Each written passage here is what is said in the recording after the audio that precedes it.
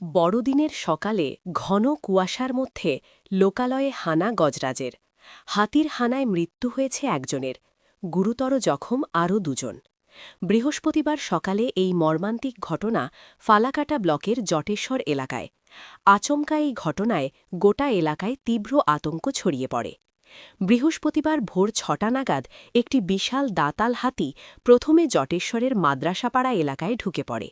সেখানে একটি মাছের বরফ কারখানির সামনে দাঁড় করানো কয়েকটি গাড়ি ভেঙে চুরমার করে দেয়। এরপর হাতিটি সেখান থেকে হেঁটে হেদায়েতনগরের রামকৃষ্ণপল্লী এলাকায় ঢুকে পড়ে। সেই সময় টুম্পা দেবনাথ নামে এক মহিলা হাতির হানায় গুরুতর জখম হন। হাতিটি এলাকা ছেড়ে সরে যাওয়ার পর স্থানীয়রা ছুটে এসে তাকে উদ্ধার করে ফালাকাটা সুপার স্পেশালিটি হাসপাতালে ভর্তি করান। একই এলাকায় এক ভ্যান চালকও হাতির আক্রমণে জখম হন, তাকেও উদ্ধার করে হাসপাতালে পাঠানো হয়। অন্যদিকে জটেশ্বর সংলগ্ন ব্যাংকান্দি এলাকায় হাতির হানায় মৃত্যু হয়েছে পবিত্র রায় নামে এক ব্যক্তির। খবর পেয়ে ঘটনাস্থলে পৌঁছয় বন দপ্তরের কর্মী ও জটেশ্বর ফাঁড়ির পুলিশ। মৃতদেহ উদ্ধার করে ময়নাতদন্তের জন্য পাঠানো হয়। ঘটনার পর থেকে এলাকায় ব্যাপক চাঞ্চল্য ছড়িয়েছে।